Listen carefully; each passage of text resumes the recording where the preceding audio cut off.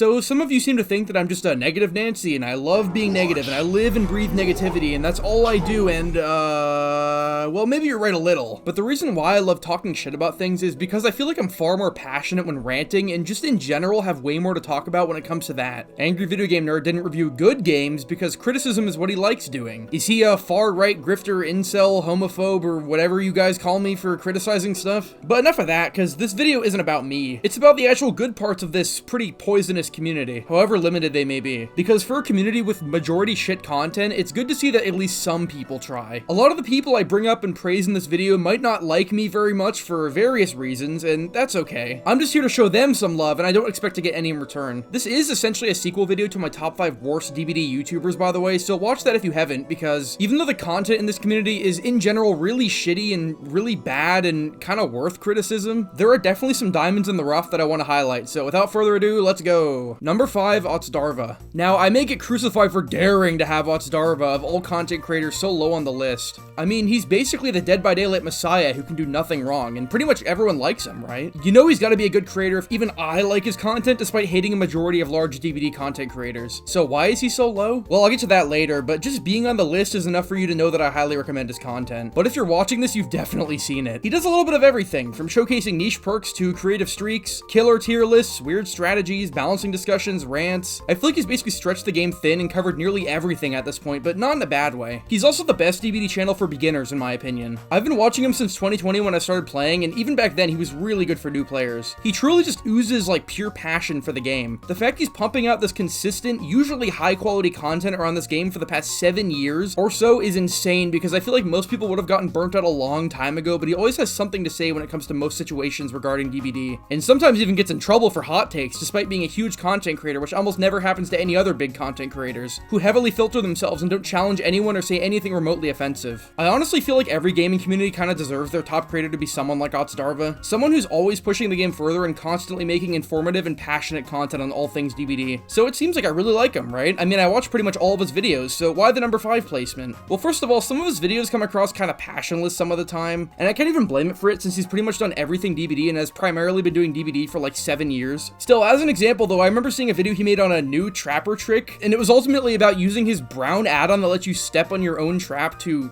extend loops or something. I don't know, it kind of reeked of boredom, like he was running out of ideas, and he does this sometimes with other videos. My friend even calls him depressed aught sometimes when he makes videos like this because he just kind of has to. But besides that, I feel like putting him higher is almost unfair to other smaller content creators because he has such a huge impact in multiple editors from my knowledge. It just seems unfair to kind of compare him to others, even though his content is still very, very good. Sometimes he focuses on issues around the game, like he did with the 3-gen Skull Merchant situation with CM9I, or his recent video on the huge gap in DBD's balance. I really, really like this video, by the way. It has some amazing points in it that the devs should really listen to. And wait, isn't he the only creator that the devs listen to who gets everything nerfed and makes them make stupid changes to the game? Not really. Look, I don't really know where the sentiment about his content came from because it's factually untrue. People blame him for perks like Shoulder the Burden existing when it was just an idea for a perk that was bound to exist anyways eventually, and he didn't even want it as a perk. He's had his fair share of minor controversies like that, but nothing has truly shown him as a bad guy. He honestly just seems like a genuine guy who's passionate about the game and puts a fair amount of effort into most of his videos. And in my eyes, he's completely earned those 1 million subscribers through years of sheer work and dedication to the game. He's delved into practically every angle and aspect of the game and will continue to do so likely for the foreseeable future. Anyways, number 4, Ardetha. Now, when I bring this guy up a lot of the time, people will say like, who's that? And then I show them a video of his and they're like, oh, it's that guy. Now, from the outside looking in, you could see his videos as fairly copy-pasted. I mean, he's got an obvious format going on here. Most of the thumbnails are the same. It almost reminds me from a glance of like the content farm channels that continue to infest this platform. But if you actually sit down and watch his videos, they're fairly insightful. He basically just found his niche in the community talking about the history of Dead by Daylight balance, going on about hilariously busted things from the game's past, and bringing up info that not even I know about for various aspects of the game. This is essentially all he does, but they're very concise, well-edited, entertaining videos that are surprisingly educational for someone interested in this game's weird-ass history. He'll occasionally make videos on other DBD topics besides the history of the balance. He talks about obvious stuff like the history of broken perks or heavily nerfed or weak killers like Hillbilly, but he'll also talk about the game in general and the general state of the game in videos like the downfall of bully squads. This guy can somehow make a nearly 15-minute video talking about a single Huntress add-on, and in his own way make the entire thing entertaining and fun to watch and informative. I didn't even know Huntress could have 5 insta-down hatchets with Eerie Head back in the day. His videos talk about weird stuff like this I didn't know all the time. And honestly, with DBD being such an unbalanced shit show in general, it means a channel like this has basically infinite possibilities for things to talk about. Even games with notoriously bad balance histories like Overwatch were still balanced around esports, and you couldn't have a channel solely dedicated to talking about like Overwatch balance history. But he makes it work because DBD is a perfect game for this type of content. That's essentially all I have to say about him. You've probably heard of him, even though he doesn't seem to be very active in the community outside of YouTube. But with some of his videos having over 1 million views, you're bound to have seen one of them. Number 3, Azhymovs. Hey everyone, today we're going to be discussing Azhymovs and why I personally really enjoy his videos. On this list, he seems like kind of the most overall loved content creator, even over someone like Otz, because he doesn't really tend to shove his opinions in your face like I do. But him being here isn't for him being a yes man or too filtered. He genuinely just seems to play basically every killer in Survivor and just seems to very casually enjoy the game. He's found his niche in ranking videos or sort of tier list videos, which have always been a favorite of mine. They're just incredibly easy and fun to watch while still having a good amount of effort put into the editing, scripting, and research. This could be about literally any aspect of the game, whether it's lore related, like which killer's parents are the worst, balance related, like general strength ranking, or just something fun. He's also one of the best channels to watch if you like lore or you're interested in DBD lore, which I'm not terribly interested in, but he makes a lot of videos about the lore of the game and the connections between the characters, which I think is a great niche to fill because almost no one else does it. I actually probably have the least to say about him compared to everyone else on the list. You're likely familiar with him, his ranking videos are super chill, and you probably like him too. While being known for mostly normal rankings, he also gets creative sometimes, with weird concepts like which killers could kill Batman, or just like interesting stuff like that. One of my favorite experimental videos he made was every killer weapon ranked least to most deadly, basically ranking every killer's M1 attacks by how much they would actually hurt in real life. That is such a creative and stupid idea for a video. I really love it, and my only criticism in this segment is I wish he would do weird stuff like this more often because it's so unique. That's about all though. Moving on.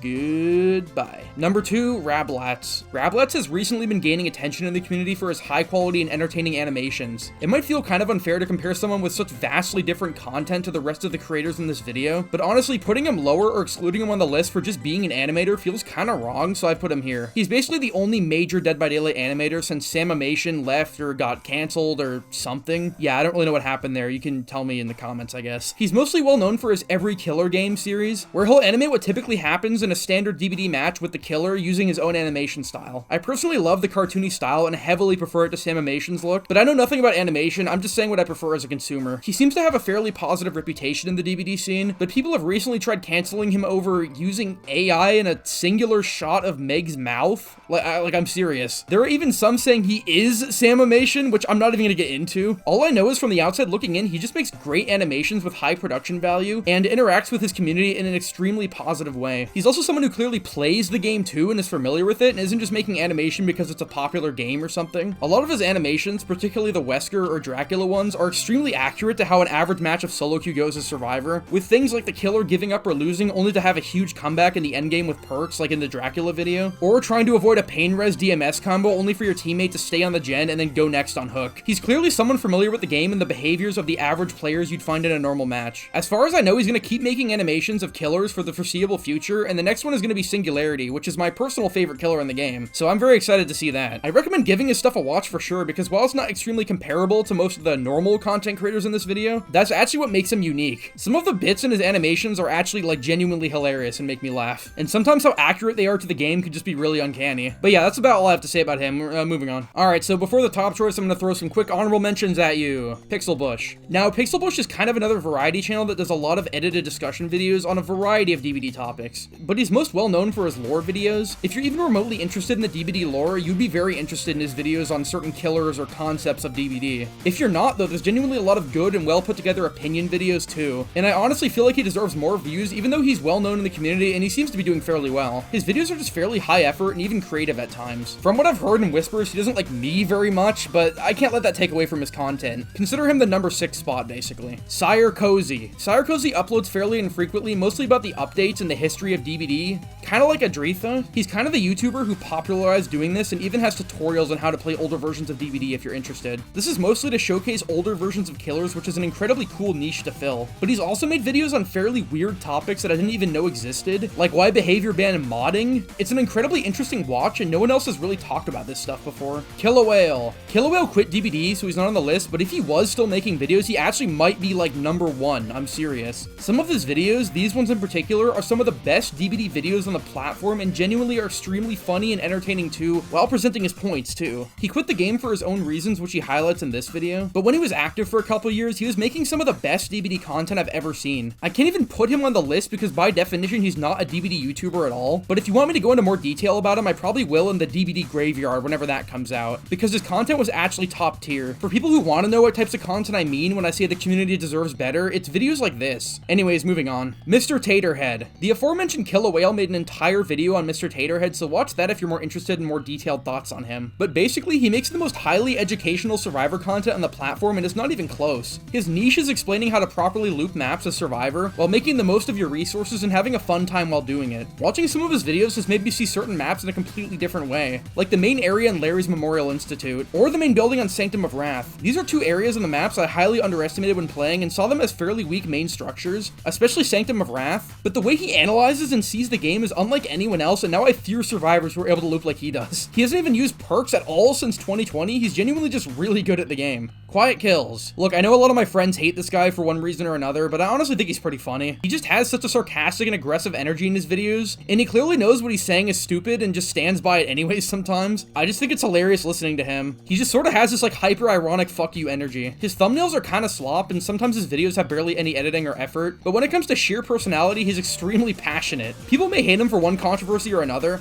but I tend to find myself clicking on his videos when I see them in my sub page and having a good time watching them. Anyways, the number one creator on this list is probably obvious for those of you who know me, because I have talked about him before as sort of a gold standard for DBD content. He's someone who still plays the YouTube metagame well without selling his soul, coming across as passionate for what he's talking about and having a high production value. This divine Shad, whose refreshing content has spread like a warm blanket on the community, is going to be revealed in the next video because I have a lot to say about it. No, I'm just kidding, it's Mintskull. Mintskull is kind of the perfect all-in-one DBD YouTuber besides Otzdarva. I guess that's because he doesn't show his gameplay often, but he'll give you updates, rankings, random fun topics, and even opinion pieces with his own hot takes because he's not afraid to say it how it is and avoids being a yes man. He's basically the best channel to watch if you want to hear about all the updates in the game and what's going on, because he'll wait a day or two after the patch notes or the PTB to edit the video, collect footage of it, and come to his own non-impulsive conclusions on what these changes will do to the game, instead of just praising or dismissing them immediately. He's a thinking person's channel and mainly continues to make content on the new content and updates of the game, while making videos on all sorts of interesting topics along the way. You'll never really know what you're gonna get into when he makes a new video, but it's always entertaining. He can make a nearly hour-long video on how to counter all the little tricks and techs that bully squads do, with tons of effort and helpful advice. Even as someone with 2,000 hours like me who knows pretty much all of these tricks, it was still cool to see all of them in one place and laid out like this, because no one's ever really made a video like this, and it's extremely helpful to new players. Or he could make a video on the underrated or lesser played killers like Ardetha or Singularity, and explaining why or how he may change them. Some of his videos like the Houndmaster situation is crazy, or his older video on Skull Merchant are still fun watches that I come back to every now and then, for their effort and how well he presents his thoughts. This video isn't a dick measuring contest. I'm not saying any of these YouTubers are truly better than one another, but Mintskull kind of just does it all, and he doesn't really seem to be slowing down anytime soon. He's nearly at 100k subs, and I truly feel like he deserves it. There's not much else to say, it's just great DBD content. He's never really half-assed a video. Anyways, it may have seemed weird to hear me talk positively about something for a change, but if my innocent little update video with no hot takes or controversial opinions gets a 60% like ratio, then people will still find a way to hate me for this. This content is the type of stuff the community needs more of. Passionate and high-effort stuff with something to actually analyze, or just simple entertainment and education, rather than the slop we usually get. If you're craving for more negativity, my next video should be right up your alley. So until next time, go to the comments and complain that this video is shorter than my top 5 worst DBD YouTubers. Okay, bye.